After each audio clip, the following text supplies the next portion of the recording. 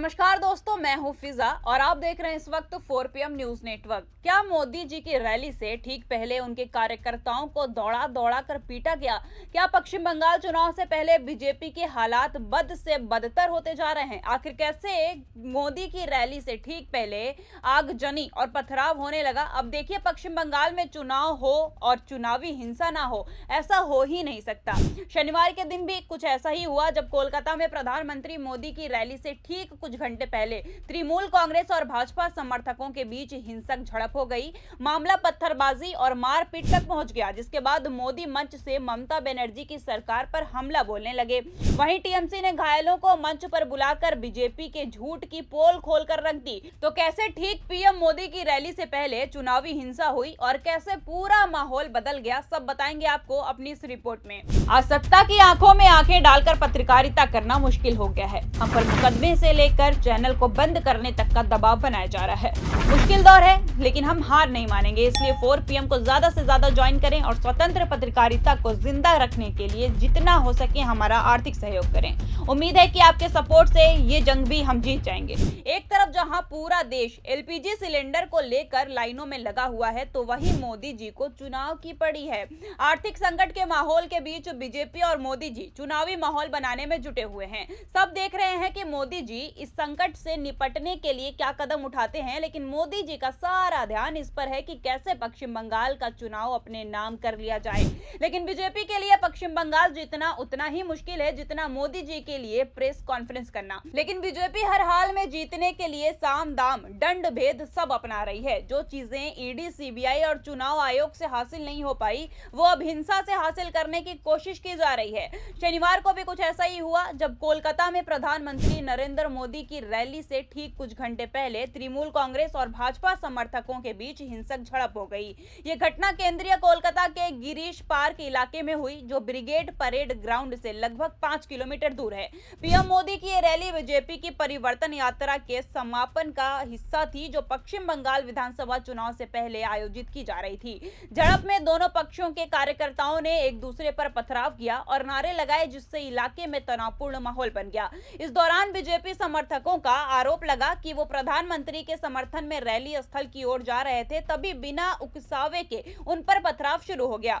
उन्होंने दावा किया कि कई वाहनों को नुकसान पहुंचा और उनके साथ गाली गलौज भी की गई। कुछ पत्थर पश्चिम बंगाल सरकार में मंत्री शशि पांजा के आवास की ओर भी फेंके गए। उन्होंने कहा कि टीएमसी के 50 कार्यकर्ता घायल हुए हैं। एक बीजेपी कार्यकर्ता ने स्थानीय बंगाली न्यूज चैनल को बताया कि हमला पूरी तरह से असह्य था। इस दौरान एक पुलिस अधिकारी और एक बीजेपी नेता घायल हो गए हैं। अब देखिए, जैसे ही माहौल गरमाया, पीएम मोदी को रैली में हमला बोलने का बढ़िया मौका मिल गया। उनकी स्क्रिप्ट में जल्दी से बदलाव किए गए, टेलीप्रॉम्प्टर अपडेट किया गया। रैली के दौरान प्रधानमंत्री ने ममता की सरकार को निर्मम सरकार बताते हुए कहा कि महाजंगल राज का अंत कब तय है।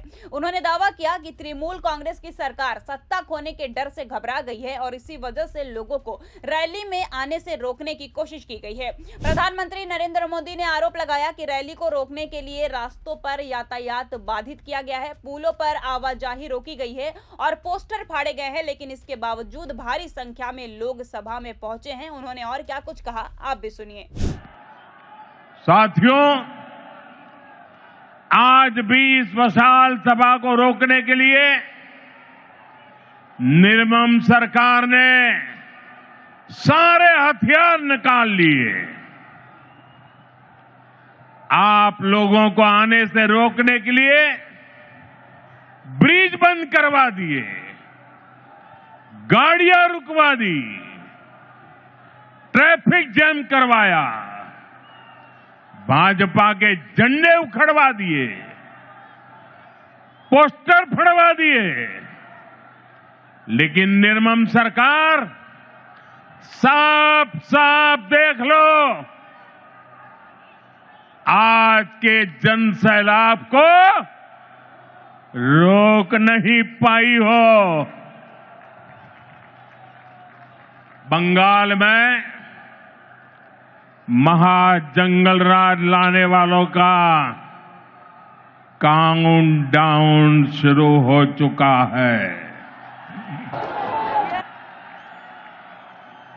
वो दिन दूर नहीं जब बंगाल में फिर से कानून का राज होगा। मैं टीएमसी को याद दिलाना चाहता हूं,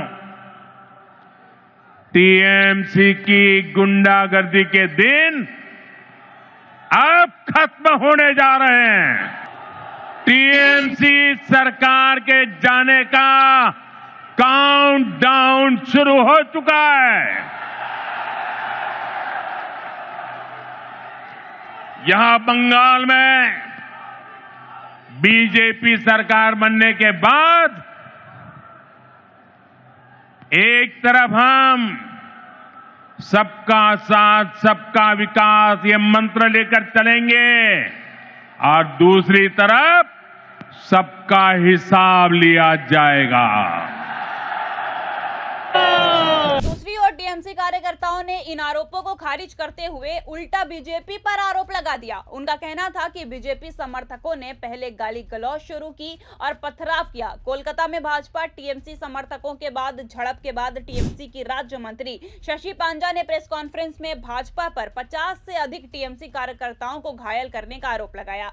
वो अपने साथ उन घायल कार्यकर्ताओं को लेकर स्टेज पर पहुंच गईं जो कथित रूप से इस हिंसा में घायल हो गए थे। टीएमसी नेता सयानी घोष ने कहा कि उन पर पत्थर फेंके गए और उनके समर्थकों के साथ मारपीट की गई है। साथ ही पुलिसकर्मी भी घायल हुए हैं। उन्होंने दावा किया कि स्थानीय टीएमसी नेताओं के घरों पर भी पत्थर फेंके गए हैं। दोस्तों, आखिरकार इस पूरे घटनाक्रम ने एक बार फिर से वही सवाल खड़ा कर दिया जो हर चुनाव से पहले पश्चिम बंगाल में उठता आ रहा है। क्या यहाँ लोकतंत्र अब भी शांतिपूर्ण तरीके से चल सकता है या फिर हर बार की तरह चुनावी हिंसा ही इसकी पहचान बनती जा रही है? कोलकाता में प्रधानमंत्री मोदी की रैली से ठीक पहले हुई ये झड़प भी उसी बढ़ते राजनीतिक तनाव की ओर एक कड़ी बनकर सामने आई है।